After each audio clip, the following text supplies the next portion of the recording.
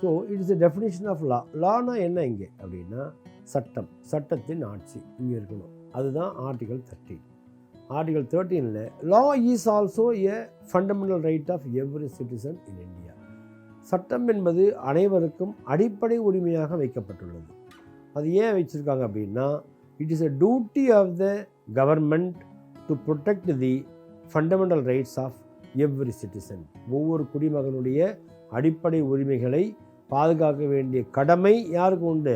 அரசுக்கு உண்டு. ஆமாம், இது அரசுக்கு வந்து ஒரு நெகட்டிவான எதிர்மறையான ஒரு கான்செப்ட்.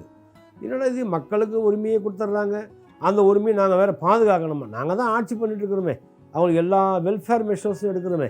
அப்புறம் என்ன இது அப்படின்னா இட் இஸ் அ ஃபோர்மோஸ்ட்டு மிக உச்சபட்சமான டியூட்டி இதுதான் அரசுக்கு. எந்த ஒரு குடிமகனுடைய அடிப்படை உரிமைகள் பாதிக்காத வண்ணம் இந்த ஆட்சி, இந்த சட்டத்தின் ஆட்சி இருக்க வேண்டும் அப்படின்றது தான் அந்த ஆர்டிகல் 13 கண்டென்ட் உங்களுக்கு. So article 13 which gives the definition of a law. So law is various types உங்களுக்கு இருக்குது. ஸோ பல டைப்புகள் இருந்தால் கூட it is made as a one of the fundamental right. So no person can be punished without any law அப்படின்னு சொல்கிற பாருங்க. அதுதான் அங்கே யார் உரிமையே வந்துட்டு பார்த்தீங்கன்னா சட்டப்பிரகாரம் தான் ஒருத்தரை இதெல்லாம் செய்ய முடியும். உதாரணத்துக்கு இப்போ நீங்கள் ஒரு மர்டர் பண்ணுறீங்க அப்படின்னு வச்சுங்களேன். ஸோ சட்டத்தில் எங்கேயும் மர்டர் பண்ணால் எந்த குற்றமும் இல்லை, ஆர் இந்த ஸ்டேட்டே, இந்த நாடே வந்துட்டு லாவே இல்லை அப்படின்னு வச்சுங்களேன், there is no law is existing. இங்கே வந்து அப்படின்னா என்ன அர்த்தம் உங்களுக்கு? அப்போ பீப்புள் வந்துட்டு ஒரு குரூப்பாக வாழ்ந்துட்டுருக்காங்க, ஒருத்தர் மாதிரி ஒருத்தர் அடிச்சுக்குவாங்க. அப்போ வந்து வலிமையாக இருக்கிறவங்க வந்து பார்த்திங்கன்னா எளிமையாக இருக்கிறவங்கள வீழ்த்திடுவாங்க. So a strong man will prevail over the weak man அப்படி ஆகிடும். அப்போ மறுபடியும் வந்து ஒருத்தரோட முதல் வெட்டிக்குவாங்க. ஸோ வெட்டி கொலை நடக்கும். கொலை நடந்தால் யாரையாவது தண்டிக்க முடியுமானா தண்டிக்க முடியாது. ஏன்னா சட்டம் வந்துட்டு அது தவறு என்றோ குற்றம் என்றோ அதற்கான பனிஷ்மெண்ட் என்ன என்றோ சொல்லவில்லை. So there is no rule of law. So all crime will develop. அதனால தான் வந்துட்டு ஆர்கனைஸ்டு சொசைட்டிக்குள்ளே மக்கள் வந்து ஸ்மூத்தாக ஒரு கண்டிசிவாக வாழணும். கண்டிசிவாக they must live with the good surroundings and atmosphere, dignified லைஃபாக இருக்கணும். அப்படின்றதுக்காக தான் law made as a fundamental right. So அதனால் நம்மளுடைய intention of the constitution is nothing but every citizen in India must know law. அனைத்து குடிமக்களும் ஒவ்வொருவருக்கும் வந்து பார்த்தீங்கன்னா இந்த உரிமைகள் ஆர் சட்டம் சார்ந்த உரிமைகள் இல்லை சட்டம்னா என்னென்னாவது கண்டிப்பாக தெரிஞ்சிருக்கணும். ஆமாம், என்ன சொன்னீங்கன்னா என்னுடைய கருத்து என்ன தெரியுமான்னா இந்த கான்ஸ்டிடியூஷனே வந்துட்டு எல்லா கோர்ஸுக்குமே ஒரு பேப்பராக வச்சிடணும் கண்டிப்பாக. அது மெடிக்கலாக இருந்தாலும், இன்ஜினியரிங்காக இருந்தாலும், ஆர்ட்ஸாக இருந்தாலும், சயின்ஸ் குரூப்பாக இருந்தாலும் கம்பல்சரியாக இந்த fundamental law of the nation or the constitution of இந்தியாவை ஒரு சப்ஜெக்டாக எல்லா துறையிலையும் வந்து கரிக்குலர்லையும் வைக்கணுன்றது தான் என்னுடைய சஜஷன். அது வந்து நடந்தால் ரொம்ப சிறப்பாக இருக்கும். அப்படின்னா எல்லாருக்குமே வந்து சட்டத்தினுடைய அவேர்னஸ் தெரிஞ்சிடும், சட்டத்தினுடைய விழிப்புணர்வு எல்லாருக்கும் ஏற்படும். So they May live with the ஒரு டீசென்ட் அண்ட் டிக்னிஃபைடு சொசைட்டிக்குள்ளே வாழ்கிறதுக்காக. அப்போ க்ரைம் கம்மியாகும். எல்லாருக்கும் சட்டம் தெரிய ஆரம்பிச்சுட்டா நேச்சுரலாக வந்து என்ன நடக்கும், உங்களுக்கு க்ரைம் ரேட்டிங் குறைய ஆரம்பிச்சிடும். இவங்க நிறைய பேருக்கு இந்தியாவில் சட்டம் தெரியாது முழுமையாக சொல்லணும்னா. ஸோ சில பேர் இன்ட்ரெஸ்ட்டாக கற்றுக்குறாங்க, நோ டவுட். ஸோ அதுக்கு வந்து ஒரு லிமிட்டேஷனாகவே இருக்கக்கூடாது. எனி ஸ்டேஜில் வேணால் நீங்கள் லா கற்றுக்கலாம். பிகாஸ் லா உங்களுக்கு தெரிஞ்சதுன்னா your self can protect your self. நீங்களே உங்களை பாதுகாக்க கொள்ள முடியும். சட்டத்தின் பாதுகாப்பு நீங்களே உங்களை பாதுகாத்து கொள்ள முடியும். மற்றவர்கள் யாரும் உங்கள் மீது எந்த விதமான ஆன்ஸ்லாட்டும் பண்ண முடியாது. ஸோ அதனால் சட்ட விழிப்புணர்வு என்பது ஒரு அடிப்படை உரிமையாக நம்ம அரசியலமைப்பு வழங்கியிருக்கிறது. ஸோ இதுதான் வந்து உங்களுக்கு ஃபண்டமெண்டல் ரைட்டோட நேச்சர். ரைட். இதுக்கு அடுத்தது பார்த்தீங்கன்னா உங்களுக்கு இதெல்லாம் fundamental right. We can tell so many things fundamental right. Each and every rights we are going to deal. Apart from that you have social rights னு ஒன்று இருக்குது. சமூகத்தில் சில உரிமைகள் you have. சோஷியலாஜிக்கல் ரைட்ஸு எந்த மாதிரி அப்படின்னா பார்ட் 4 சொல்லக்கூடிய உரிமைகள்லாம் சோஷியலாஜிக்கல் ரைட்ஸு, எக்கனாமிக்கல் ரைட்ஸு, அது எல்லாமே. பார்ட் 3 சொல்லப்பட்டது எல்லாமே fundamental right. It's all in political nature, அரசியல் அமைப்பை சார்ந்த உரிமைகள். இது ரெண்டும் வந்து பார்த்தீங்கன்னா பார்ட் 4 சொல்லப்பட்டிருக்கூடிய சோஷியல் அண்ட் எக்கனாமிக் ரைட்ஸ் வந்துட்டு அது ரெண்டும் வந்து பார்த்தீங்கன்னா உங்களுக்கு நான் பொலிட்டிக்கல் ரைட்ஸு. ஆமாம், எப்படி உதாரணத்துக்கு for example right to work அப்படின்றது நீ வேலை செய்யலாம், நீ வேலை செய்ய தவிர யாருமே சொல்ல முடியாது.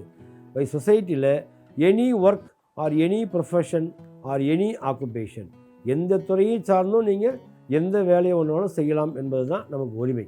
ஸோ அது யாரும் சொல்லணும்னு அவசியம் இல்லை, நீட் நாட் பி என்ஃபோர்ஸபிள். ஆமாம், இது எல்லாமே பார்ட் 3ல் சொல்லப்பட்ட உரிமைகள் எல்லாமே என்ஃபோர்ஸபிள் பை லா. ஆமாம், சட்டத்தில் உங்களுடைய உரிமைகள் பாதிக்கப்பட்டால் சட்டம் பாதுகாக்கும். உங்களுக்கு எப்படி பாதுகாக்கும் இந்த உரிமைகள்லாம் பாதிக்கப்பட்டா அப்படின்னா, if any citizen getting infringement of fundamental right, so he can go to the supreme court straightaway.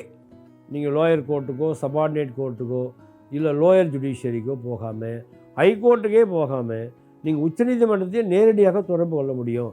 அப்படின்றது தான் அந்த ஆர்டிகல் 32ல் சொல்லப்பட்டுள்ள ஒரு உரிமைகள். அதனால தான் right to address the court itself is made as a fundamental right. உங்களுடைய உரிமைகள் பாதிக்கப்பட்டால், particularly அடிப்படை உரிமைகள் பாதிக்கப்பட்டால் உச்சநீதிமன்றத்துக்கு நீங்கள் கடிதம் போட்டாலே அந்த கடிதம் வாயிலாக உங்களுடைய உரிமையை பாதுகாக்கும். சரி, அங்கே சுப்ரீம் கோர்ட்டு டெல்லியில் இருக்குது, எப்படி இங்கே சென்னையில் உட்காந்துருக்கிறாரு, இப்போ இவருடைய உரிமை எப்படி அது பாதுகாக்கும் அப்படின்னா, ஸோ என்ஃபோர்ஸபிள் யாருக்கு அகைன்ஸ்டாக பண்ணணும், கவர்மெண்ட்டுக்கு அகைன்ஸ்டாக தான் பண்ணணும். So the enforceable against the state or government. இப்போ கவர்மெண்ட்டுக்கு டைரக்ஷன் கொடுக்கும், நீ இந்த மாதிரி அவருடைய உரிமை பாதிக்கப்படுது, அவருடைய உரிமையை நீங்கள் பாதுகாக்கணும் அப்படின்னு ஒரு உத்தரவு போடும். ஸோ அந்த உத்தரவு நடைமுறைப்படுத்த வேண்டிய கடமை அனைத்து மாநில அரசுகளுக்கும் மத்திய அரசுக்கும் உண்டு. So supreme court give such directions under article 32. அதனால தான் 32வே ஃபண்டமெண்டல் ரைட்டில் வச்சுருக்காங்க உங்களுக்கு. ஸோ இதெல்லாம் உங்களுக்கு அந்த சோஷியலாஜிக்கல் ரைட்ஸு, எக்கனாமிக் ரைட்ஸு, இப்போ ரைட் டு பார்ட்டிசிபேஷன் இந்த மேனேஜ்மெண்ட்ஸ், இதெல்லாம் சில economical rights. Or distribution of wealth, எல்லாருக்கும் அனைத்து வளங்களையும் பகிர்ந்து தரணும். ஆமாம், ஒருத்தர்கிட்டே a rich cannot be a continue to be a rich, அந்த poor cannot be a continue to be a poor, இருக்கக்கூடாது. So there should be a gap between the rich and poor.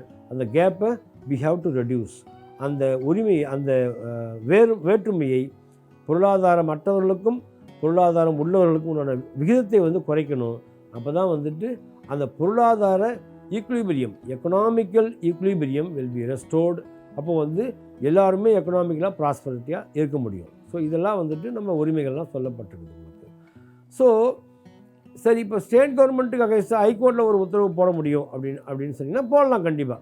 You can write a writ petition before the high court also. So high court also under article 226 of the Indian constitution which enjoys the and duty of the judiciary to protect the every citizen's rights. So நீதித்துறைக்கு தான் இந்த உரிமைகளை காப்பாற்ற வேண்டிய பொறுப்பு உண்டு. ஆனால் எப்படி அது காப்பாற்றும் அப்படின்னா, அது அந்த கவர்மெண்ட்டுக்குள்ள உத்தரவு போடுறாங்க பாருங்கள், அது வாயிலாக தான் உங்களோட உரிமையை பாதுகாக்க முடியும். ஆமாம். So apart from these constitutional rights, இந்த ஃபண்டமெண்டல் ரைட்டு, ஹியூமன் ரைட்ஸு இல்லாமல் there are certain other rights. எந்த மாதிரி இருக்குது, இப்போ லீகல் ரைட்ஸ்ன்னு இருக்குது, ஆர் ஸ்டாச்சுட்டரி ரைட்ஸ் அப்படின்னு நம்ம சொல்கிறோம். இப்போ உதாரணத்துக்கு right to property inherited by the parents. நீங்கள் உங்களுடைய வாரிசு தலைமுறையாக உங்கள் சொத்துக்களை நீங்கள் அனுபவிக்கிறதுக்கான உரிமை ரைட் அந்த ப்ராப்பர்ட்டி ட்ரான்ஸ்ஃபர் ஆஃப் ப்ராப்பர்ட்டி ஆக்டில் சொல்லப்பட்டிருக்கிறது. அந்த உரிமைகள்லாம் பார்த்தீங்கன்னா ஸ்டாச்சுட்டரி ரைட்ஸு. இப்போ right to information is the statutory rights. Then comes இப்போ கன்சியூமர் ரைட்ஸ் இருக்குது, கன்சியூமர் ப்ரொடெக்ஷன் ஆக்டில், அதுவும் ஒரு ரைட்ஸ் தான். மோட்டர் வெஹிக்கிள் ஆக்டு, இது எல்லாமே. ஸோ பிற சட்டங்கள் எல்லாமே எந்த உரிமைகளை உங்களுக்கு என்ஷூர் பண்ணாலும், உதாரணத்துக்கு பார்லிமெண்ட்டு எனாக்ட் பண்ணக்கூடிய அனைத்து சட்டங்களும் சில உரிமைகளை உள்ளடங்கி தான் இருக்கும். அதே மாதிரி மாநில அரசு கொண்டு வரக்கூடிய சட்டங்களும் சில உரிமைகளோடு தான் இருக்கும். இந்த உரிமைகள்லாம் தான். ஸோ அதர் தேன் த கான்ஸ்டிடியூஷன், மற்ற சட்டங்கள்லாம் கொடுக்கக்கூடிய உரிமைகளுக்கு பேர் தான் லீகல் ரைட்ஸ்னு பேர். Of course constitution is also A legal document தான். பட் இருந்தாலும் அதுக்கு ஸ்பெஷல் ஸ்டேட்டஸ் உண்டு, அதுக்கு தனி அந்தஸ்து உண்டு. ஸோ அந்த உரிமைகள் அதனால கான்ஸ்டிடியூஷனல் ரைட்ஸ்ன்னு நம்ம சொல்கிறோம். சரி, பார்ட் 3 அண்ட் பார்ட் 3 தவிர கான்ஸ்டிடியூஷனில் வேறு உரிமைகள் நமக்கு இருக்குதான்னா இருக்குது. Yes, we have also other extra constitutional rights. அதுக்கெல்லாம் என்ன பேர் உங்களுக்கு, எக்ஸ்ட்ரா கான்ஸ்டிடியூஷனல் ரைட்ஸ். பிற அரசியல் அமைப்பு சட்டத்திற்கான நமக்கு அளித்துள்ள உரிமைகள் அப்படின்னு நம்ம சொல்லணும். எந்த மாதிரி உரிமைகள்லாம் இருக்குது? இப்போது ரைட் டு ஓட் நமக்கு இருக்குது, ரைட் டு ப்ராப்பர்ட்டி இருக்குது, ரைட் டு அடல்ட் சஃப்ரேஜ் இருக்குது. வேறு என்ன மாதிரி உரிமைகள்லாம் சொல்லலாம் உங்களுக்கு? Right to hold post, any post கவர்மெண்ட்டில், பிரசிடெண்ட்டாவோ பிரைம் மினிஸ்டராகவோ இல்லை கவர்னராகவோ இருக்கிறதுல உரிமைகள் எல்லாம் எனிபடி கேன் தானே கம், அதெல்லாமல் நமக்கு உரிமைகள் தானே. So apart from part 3 of the Indian constitution we have so many other rights which are all classified as extra constitutional rights. அந்த எக்ஸ்ட்ரா கான்ஸ்டிடியூஷனல் ரைட்ஸுக்கு எல்லாமே வந்து பார்த்தீங்கன்னா it is also a constitutional ரைட்ஸ்னு நம்ம சொல்ல முடியும்.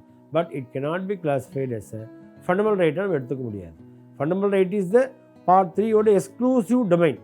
அது மோஸ்ட்டு எசென்ஷியல். அது நம்மளுடைய அரசியலமைப்பினுடைய அந்த அந்த உயிர் நாடின்னு சொல்ல பாருங்க. அந்த உயிர் நாடி, அந்த ஹார்ட் பீட், அது எங்கே இருக்குதுன்னா அந்த 24 பார்ட்ஸில் கான்ஸ்டியூஷனில் அந்த பார்ட் 3ல் தான் அது இருக்குது உங்களுக்கு.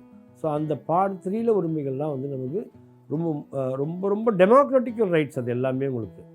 ஆமாம், நீங்கள் ப்ரியாம்பிள் எடுத்திங்கன்னு வச்சிங்களேன், ப்ரியாம்பிளில் we have so many ideals எல்லாம் நமக்கு சொல்லப்பட்டிருக்குது. என்னது? Liberty, freedom, then secularism, sovereign, socialist, இதெல்லாம் அங்கே சொல்லப்பட்டிருக்குது. அந்த உரிமைகள்லாம் வந்து எலாபரேட்டாக வந்து பார்ட் 3லேயும் பார்ட் 4லேயும் தான் சொல்லுது. ஸோ ப்ரியாம்பிள் சொல்லக்கூடிய அனைத்து ஆஸ்பயர்டு ரைட்ஸு, அந்த நம்ம உரிமைகள்லாம் அங்கே முன்வடிவமாக சொல்லப்பட்டிருக்குது. அது அனைத்தையுமே வந்துட்டு பார்ட் 3 அண்ட் பார்ட் 4ல் ரொம்ப எலாபரேட்டாக சொல்லப்பட்டிருக்கு தான் இந்த part 3 of the constitution. So இந்த உரிமைகளை பற்றி இன்னும் நம்ம விரிவாக ஒவ்வொரு ஆர்டிக்கலாக பார்க்க போகிறோம். ஸோ இப்போதைக்கு article 12 and 13 and general perspective of the ரைட்ஸை பற்றி பார்த்தோம். ஸோ அதனுடைய கண்டினியூவேஷனை நம்ம மீண்டும் சந்திப்போம் நம்ம இந்த யூடியூப் சேனல் வழியாக. நன்றி.